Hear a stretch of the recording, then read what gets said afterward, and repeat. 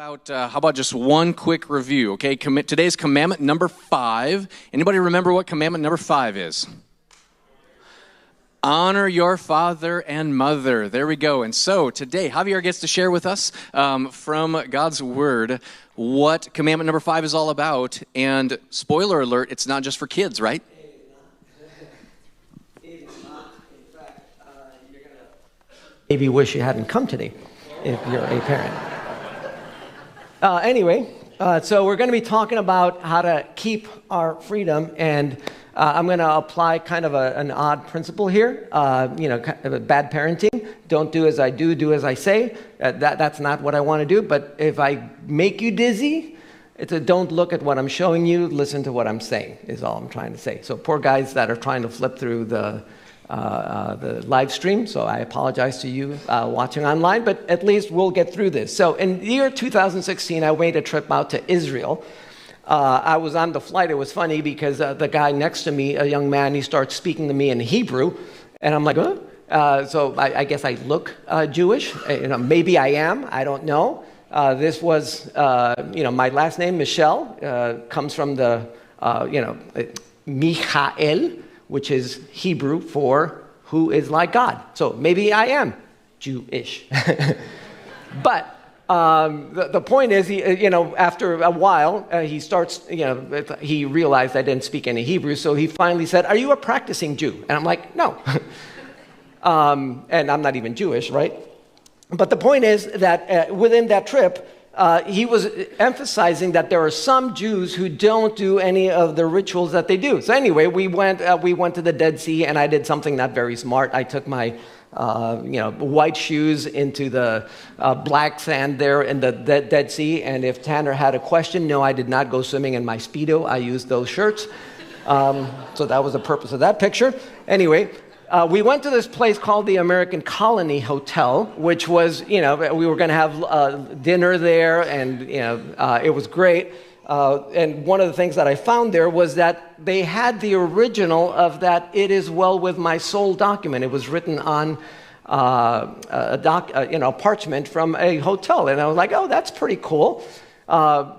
Later, I found out that I was deceived because they actually took the original from there, left a copy, and then took it to the Library of Congress. But anyway, the whole point is that they during the meal, they had all of these desserts there, and there were 15 of us, and they ordered everything, on the menu because the trip was already paid for, so everything was included. And one of the things that was funny for me was that I put on 8 pity pounds at the end of the trip. We say that in Mexico because it's like, it's a pity to let this go to waste. So you just, which kind of reminds me, there's an article that I read. It's "Here's How to Tame Your Sweet Tooth." And they have a really strange recommendation. It's a strategy is to take 1 sip of a sugary soda or bite of a snack and then throw it away. The more times you do this, you condition a new behavior, and you also make your ability to throw it away stronger. That will really catch on well with our fellowships here at the Ridge Naz, right? But if that's a rule that applies to you, have at it. Now, as part of our trip experience, they took us to the Wailing Wall, and then we had a Shabbat celebration. After there, we listened to all of the songs that were going on, and they took us to the rabbi's house. So all 15 of us crammed in there, and we noticed this: the kitchen was divided into 2. This is a kosher kitchen. There are 2 full kitchens within it, and so we're like, wait, what? And so he expressed, it's like there is a rule: do not cook a young goat in its mother's milk. It seems kind of random, and it just appears actually 3 times. And you're like, wait. Now, my question to you is, do we need to remodel our kitchens as a result of that? Because the Jews do it? Are you a practicing Jew? And so amongst all of this presentation, one of the girls there started to try to share the gospel to the rabbi, try to convert him, and because he was being grilled, and I figured, this is not going well. The poor guy just didn't know what to do anymore. So I decided to rescue him, and I threw this question his way: what would be your motivation to have someone convert to Judaism? I loved his response. He just said point blank, why would we want to put that burden on anybody? And I'm like, okay, there's probably more in there. If you didn't know, there are 613 commandments in the Jewish law. So it's very, very complex. One of the odd things is that there is no promise of salvation attached to obeying the Ten Commandments.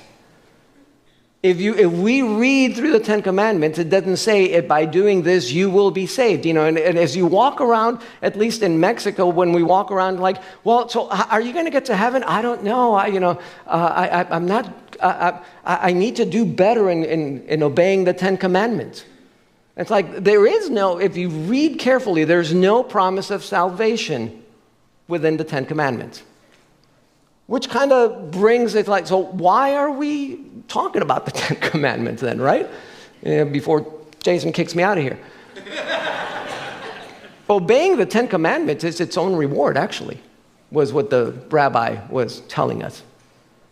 These things just make sense. So when we talk about honoring our parents, it's something that's technically for our own benefit, like that rule of throwing out the whatever you're going to eat. That's made for you. It's to your benefit. It doesn't give you salvation if you throw out a sweet. So when we read the Ten Commandments, or this particular one, the fifth commandment, honor your father and your mother so that you may live long in the land your God is giving you, it actually has corollaries. If we jump into the next chapter, we're going to start to ask ourselves, how do I apply the fifth commandment, especially if my parents were abusive, negligent, or incompetent? So as we say, honor your parents, maybe you cringed already. And we want to honor that as well. The corollaries. Anyone who attacks their father or mother is to be put to death. There's another one.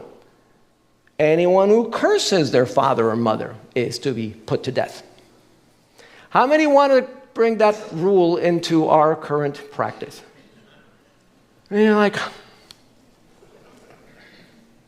so the big question that we have, and again, I'm kind of taking you through a, kind of like when I took a flight out of here. I went to visit my family in Chicago, and it was like, I saw the two peaks here, Mount St. Helens and Mount Rainier. It's like, that's so cool, and it helps to see it from above. So that's what I'm trying to do. And what I'm trying to do is like, okay, we've got the honor your father and mother. It is in the New Testament. Paul writes to us about it. Jesus mentions it. But the big question that I have for you is, why don't we no longer stone our kids anymore? Why don't we require the guys to have circumcision surgery as part of our members process here at Ridgenaz? Maybe some of the guys wanted to stay home and say, I'll pass today. I don't want to be a member. Why do we still honor our parents? Why do we still not lie? Why do we still not kill? And why do we still not commit adultery? What do we bring from what we see in the books that we read, specifically Exodus, Leviticus, etc.? What Jesus called the law and the prophets. What do we include today? And so I want to just mention this. Okay, here's a phone. Phones, they've come a long way. Nowadays, they've improved a lot. One of the nemesis of the phones was water. If you dipped it in water, well, it's like, oh, poor you. And they had a detector that is, you dipped it in water, and it's like, oh, guarantee the warranty is no longer valid because that whatever indicator turned the other color. And so it's like, oh, that was hard. And then the other one is the falls. If your phone dropped, it's like, oh gosh. So if you have ever bought a phone or any other apparatus, it comes with a manual. Now, when you read the manual, is the phone that way because the manual says so? Or does the manual say the phone is that way because that's the way the phone actually is? That's a question. And so what I'm trying to say is the manual is a reflection of the phone, and we don't follow the rules because the manual says so. We apply the principles because they respect the nature of the phone. Does that make sense? So if the phone doesn't say something, like some of the guys at the gym that I go to, they take their phone into the sauna. And the manual doesn't say, don't take your phone into the sauna because it's going to get all the rubbery things and then it's going to not be as water protected. Like, that's their thing, but it's going against the nature of the phone. Second thing I want to emphasize, the order and time test. So we're going to look quickly at, how did things come about? Well, the first thing that we look at is God. God created the world. That's what we take into assumption, which actually begs the question, does God exist? For me, that's a big, big question, and I constantly have to come back to that. You hear a lot of the Richard Dawkins and other thought leaders in the secular world, and they attack whether God exists or not. And I look at it like, yep. And even the book of Romans, we just looked at it a couple of weeks ago. The nature reflects that God exists. It doesn't prove it, but it reflects it. Even the way it's created. And that brings us to, God created, and then you have the law and the prophets. The book, we're talking about the 66 books of the Bible. We call the New Testament, and we've got the Old Testament. That's what Jesus called the law and the prophets. Within there, Jesus had two covenants. And if you received one of these, I apologize that I don't have a slide for you. I say covenants because there was one. The first, you've got on your spot here, the covenant with Abraham was unilateral and was meant to reach all nations. So God describes one covenant, and that's in Genesis 15. It was with Abraham, unilateral, and it was meant to reach all nations. That unilateral means that God is going to fulfill that no matter what we do. He is going to take that covenant and he's going to fulfill it. There was another covenant with the people of Israel. You have that there. What we call the Old Covenant was with Israel. It was a national and bilateral covenant and had no promise of salvation. So there's more than one covenant. Which of the ones do you think God it applies to us? If the Old Covenant was with the nation of Israel, are you Jewish? The answer is probably no. And so a lot of the things that we see there, like stoning the kids, they technically don't apply to us, which is a good thing.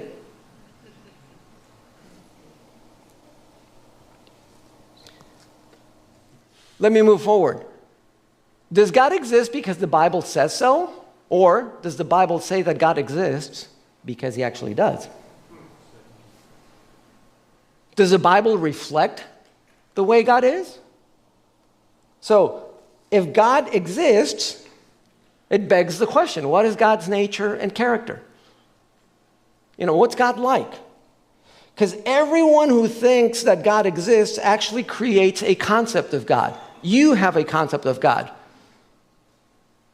Any other religion has a concept of God or gods. And you've probably noticed that our beliefs change with time, but God doesn't change. And God is very clear about that. In this, it's not a matter of being right, it's a matter of getting it right. It's not that we need to make God the way we want him to be. We need to discover how God actually is. And, as we go through the Bible, it's like that's what we're discovering. People who are discovering God, and so many times they get it wrong. They attribute, just bad things to God, and that's not God. So, the big question, is God real, creator, holy, good, powerful, loving, merciful, forgiving, jealous? How is God? So is God a certain way because the Bible says so, or does the Bible say that God is, say, good because he actually is so? The manual was written later, right? And then comes Jesus. Oh, that's so good. I'm glad he came. Because one of the things that Jesus did was he validated, what we call the law and the prophets. He calls it that, and he keeps pointing back, and he keeps saying, it actually talked about me, etc., etc. And then he says, I am here to fulfill the law. And, well, that's good, because now that's his job, not your job or my job, but he's good at that. And he's looking, the principles that you see there that point back to the original God, I'm here to talk to you about that. And that's especially good news if you're not a Jew. Jesus said, I tell you something greater than the temple is here. Now, you might read that statement and like, what's the big deal about that statement? The temple? That's like huge. To the Jews, that was the center of their life. They would risk their lives for the temple. So when Jesus is saying, I'm greater than the temple, it's like, did he irk the religious leaders of his day? Oh, for sure. Why did they kill Jesus? Because he did something wrong? No, because he said he was the Son of God. In fact, within Jesus' teachings, we see the fact that Jesus is greater than Moses and greater than the temple, and Jesus attributes himself as like, I am. I am that guy. Like in John 5, it tells us that Jesus has the same power to judge as the Father. He is like the Father in all things. And it's like, oh my gosh, this guy's making himself equal to God. I'm going to make another shift with you. There's a speed limit sign here as you enter. There are actually 3 signs as you enter here, Ridgefield, downtown Ridgefield. One says 25 miles an hour coming up. One says 25 miles an hour. And then the other one is like this one. 25 miles an hour, you're going 40. Did you break the law? It's very easy to say yes. The stupid thing is flashing at you. Right? And that's why they do it. How many of you have been nailed by that? It's like, probably not. But at least you broke the rule. There's another kind of sign. We'll call it a principle sign. This one's in Las Vegas. Drive carefully. What in the world does that mean? Like, it could mean drive at the speed limit. In Mexico, it's a big deal not to pass on the right-hand side of the driver. Like if you've got the left side, like, I got this truck, and so you pass it on the right-hand side. That's not, you don't do that. Let's say you're going, it's a country road, the speed limit is 50 miles an hour, you're driving 50 miles an hour, but it's foggy, it's raining, and there's a cow in the middle of the road. Are you driving carefully? How do you determine that? So that brings us to 2 ideas. There are rules and there are principles. The rules are easy to measure. You're supposed to be going 25, you're going 40. They're lengthy and difficult to remember. If you've taken your driver's test, you've got to learn the rules of the road. The tax laws, they're ridiculous. So they're long. They apply to specific situations, and they're designed for immaturity. So the more immature you are, the more rules you have to provide. Is that correct? As far as the principles, they're difficult to measure, as we were talking. How do you, like when I used to pastor young adults, and in their relationship as they're heading toward marriage, I would say, behave. That was bad pastoring on my part. They had no idea what I meant by that. And then they would come, I think we crossed the line. And then they would describe what they did, and you just think, you crossed the line? Like, oh my gosh. They're brief and easy to remember. Drive carefully. They apply to situations in general. That's the good thing. Oh, and they're designed for maturity. So, we're going to do a rule or principle test, okay? When we have this one, anyone who curses their parent or mother is to be put to death. If you curse your parent, what happens? You get the Jason 5 on the count of 3. 1, 2, 3. You do that to me, you send me into the middle of next week. Do we still do that? Jesus replied, love the Lord your God with all your heart and with all your soul and with all your mind. This is the first and greatest commandment. And the second is like it, love your neighbor as yourself. All the law and the prophets hang on these 2 commandments. Is that a rule or is that a principle? It's very vague. How do you determine whether somebody is doing that? The first time that this principle came up, Jesus is actually summarizing and prioritizing the principles of the law and the prophets. That's a good thing. Jesus is looking back and he's helping us determine what's actually healthy for us. What still applies? The second time that it comes around, the other guy quotes it, not Jesus, the other guy quotes it, and then it's like, well, who is my neighbor? And then Jesus raised the standard by redefining neighbor to include enemies and foreigners. You know, the Samaritan, the story of the Good Samaritan. So you may think that this is like, oh, that's not a big deal. Oh, it's a huge deal. You've heard the golden rule, right? Do unto others as you would have them do unto you. Did you know that that principle applies in many, many religions? Like Confucianism, they say, don't do unto others as you would not have them do unto you. It's a very passive thing.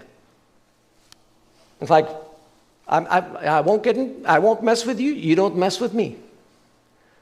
And then the way, we would state it, it's like, love others as you would have them love you. Jesus quoted that, for sure, it still applies.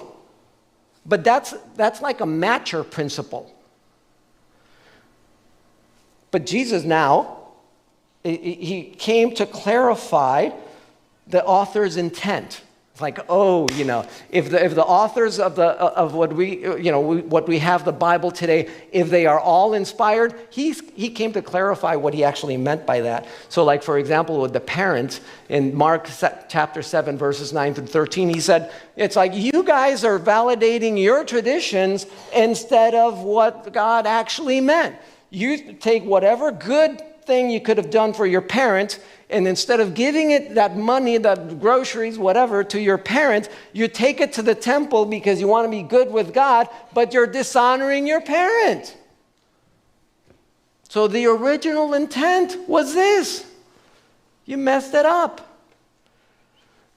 With marriage, the divorce thing, he came and cleared it up. This is what was actually meant.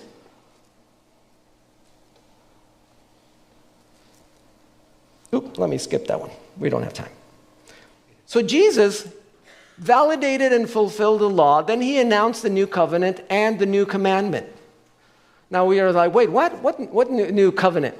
In Jeremiah 31:31, it starts there. You can read it later. But it starts this way. The days are coming, declares the Lord, when I will make a new covenant with the people of Israel and with the people of Judah. That's great. The Jews knew that.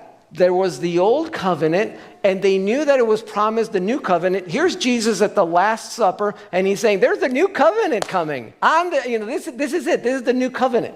And you're going to drink my blood, et cetera, et cetera. So now they're ready for this. And he says, and I'm also going to give you a new commandment. Why can he do these things? Because he is greater than temple and greater than Moses. And so now Jesus gives them the new commandment. A new command I give you. Love one another as I have loved you, so you must love one another. Now, don't rush by this. The Jews did not need another commandment. They had plenty. And this one is not love as you love yourself. This one is love as I have loved you. And if we look at the way so Jesus had already loved them. There was a Matthew who was a tax collector. It's like, I loved you, Matthew. They did not even understand what was going to happen about Jesus giving his life for them. If you recall in chapter 20 of Matthew, they're walking into Jerusalem, Palm Sunday, etc. We're going to get to that soon. And Jesus tells them, they're going to kill me. And the disciples are, who is greater in the kingdom of God? It's like, they had no idea what was going on. So when he gives them this new commandment, now he's saying the new measurement is compares to how I have loved you. Now, the importance of that is love each other as love your neighbor as yourself. It's like, no, now it's love your neighbor the way I have loved you. That's steeper. And then he announced the Holy Spirit. Let's get back. Death and resurrection of Jesus. When Jesus died, their dreams died, their hopes died. The Jews' hopes died, of those followers of Christ died. When the women went to the tomb, they weren't expecting to see Jesus. The disciples didn't believe it. Who believed it? Nobody. And then starts the church, because he actually resurrected. What did they base their faith on? Jesus' resurrection. And then they started writing about it. Matthew writes about it. It's like, I saw it. This happened. And then, Mark writes about it based on Peter's comments.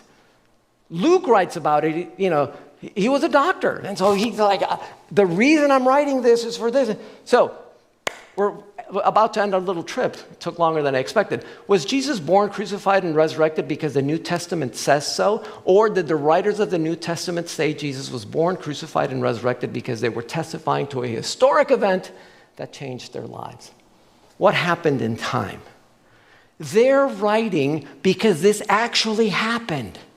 But these writings didn't come until way after they were already preaching Christ resurrected, and the church had already begun, and they were being killed for that by the Jews of all people. All I'm trying to say is the resurrection is the basis of our faith. You can fill that in there. Our faith is based on the resurrection, and our practices are based on the new covenant, new commandment. The old covenant with Israel and its rules had a transitional purpose that would be fulfilled with Jesus' arrival. So Jesus came, he validated, yes, all of that spoke about God.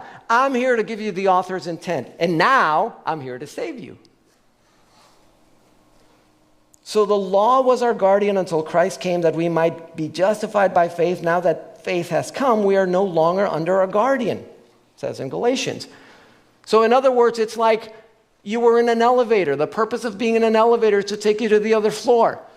And then now you want to live in the elevator. Like, that's the law. It was a temporary thing. We were at the floor that we just get out. So the law was temporary. That's why, the Hebrews, note, the author of Hebrews is speaking to Hebrews. And he's saying, for if there had been nothing wrong with that first covenant, no place would have been sought for another. By calling this covenant new, he has made the first one obsolete, and what is obsolete and outdated will soon disappear. So the old covenant was not even for you. We have a new covenant, and it's got better promises. And the other one is like, you have your phone. Well, now you don't carry around your old phone and your new phone. So it's like, you take your new phone, you take the SIM card or whatever, or just eSIM, and now you use this one.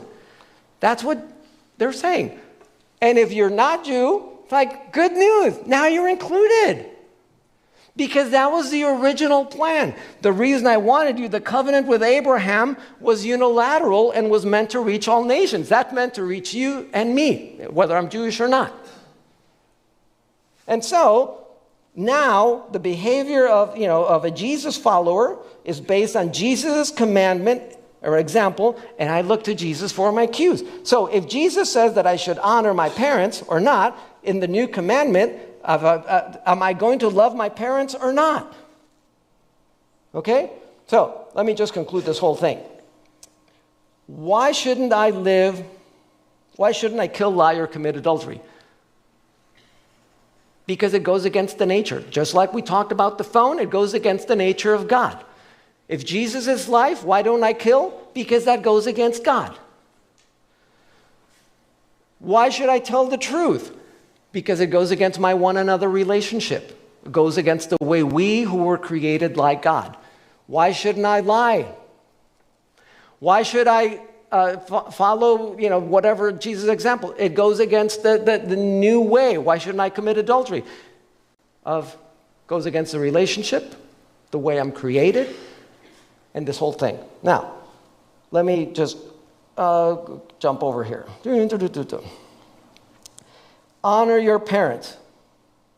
Should I still honor my parents or stone my kids? Yes, you should honor your parents. What is Jesus' example teaching and new commandment of one another practices prompt me to do with my parents? So when I read over here, children, obey your parents in the Lord, for this is right. And then honor your father and mother, which is the first commandment, with a promise so that it may go well with you and that you may have a long life on earth. Fathers, do not exasperate your children. Instead, bring them up in the training and instruction of the Lord. Jesus, we mentioned, already clarified the intent. He told us that the new one is bigger. Why should I honor my parents? Because the old covenant was for my benefit so that I could have a long life.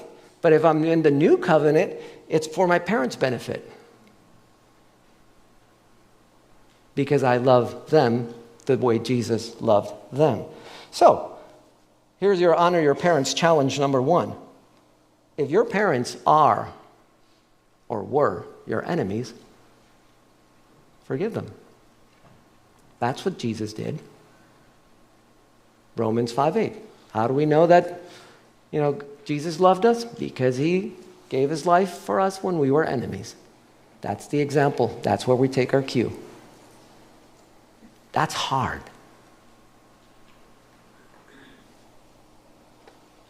Honor your parents challenge number 2. Acknowledge the stage that you are in.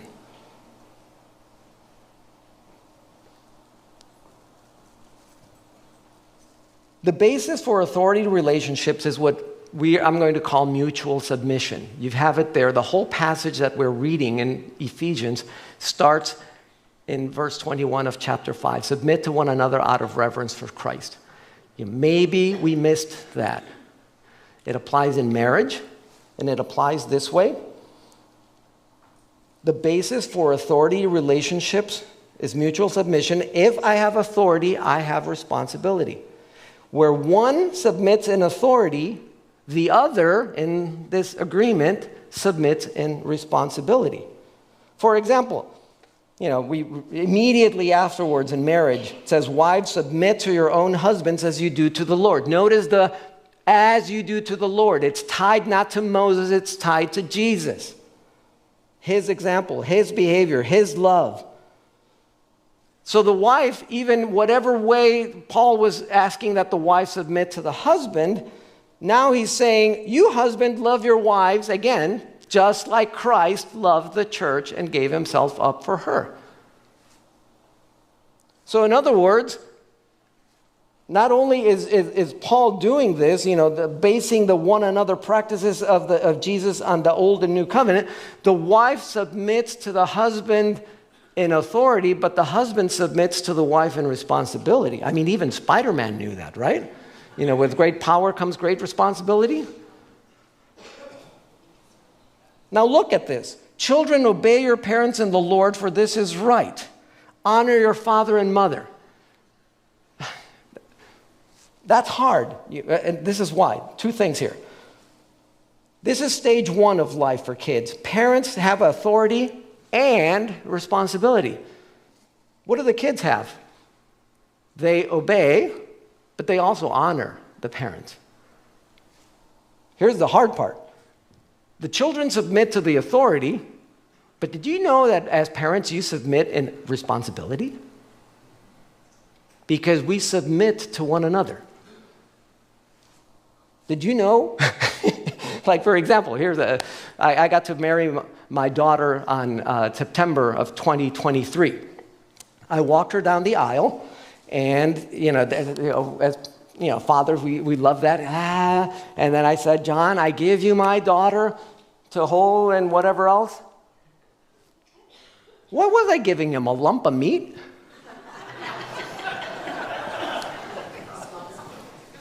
The responsibility.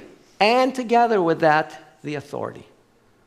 Some parents, you gave away the responsibility, but you still want the authority.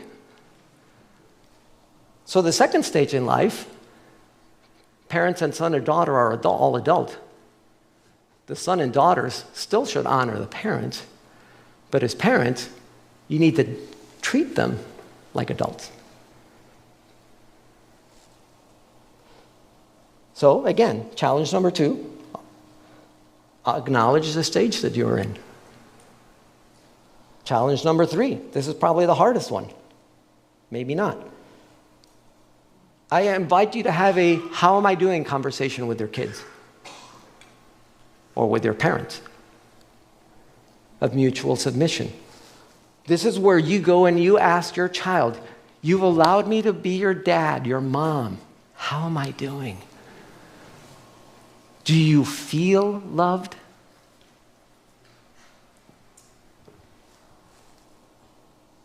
And if that doesn't, prompt any reaction, therefore, if you are offering your gift at the altar, said Jesus, and there remember that your brother or sister has something against you, that your child has something against you, leave your offering there in front of the altar. First go and be reconciled to your child, and then come and offer your gift. It's hard. You don't need to get good with God, get good with your kids first, or with your parents. Again, it's not a matter of being right, but of getting it right. Learn to have these hard conversations. You base it on relationship, base it on truth. Be honest, in other words. Base it on facts. This happened last week. That made me feel this way. Base it on goals, base it on values. Be passionate, but be respectful. It goes both ways. You're not trying to do what your kids tell you to do. We're trying to get it right. Last challenge. Make it easier for your children to honor you. Notice how the verse says, fathers, do not exasperate your children. Instead, bring them up in the training and instruction of the Lord. Let me just skip to the end here. Sorry. Authority produces character. Love produces identity. I'm sorry. You've got that there. Parenting authority produces character. Even communist governments do that. But only love produces identity. So, let's fulfill today what the prophet Malachi said. I will send the prophet Elijah to you. He will turn the hearts of the parents to their children and the hearts of the children to their parents. So I invite you to stand. Yeah, but I'm an adult. Why should I honor my parents? Not because Moses said so, it's because Jesus said so. And it's a higher standard, indeed. So we're going to have our prayer team here. I'm sorry for the time. The kids must be going crazy downstairs. But maybe you just need to come up with somebody that's going to help you pray. And you just, we think it's like they're going to infuse us with some major authority. All you're doing is getting, to me it's sad when we don't use our prayer team as much. Because all they want to do is agree with you. You can just say, I feel like I've been a lousy parent. And they're not going to say, yep, you were. They're just going to say, I hear you. It's just agreeing with God. Where 2 or 3 on earth agree. There is God's presence in the midst. So may God help you in your how am I doing conversations. Break that barrier. Bring restoration. Honor your parents and help yourself be honored by your kids. Thank you.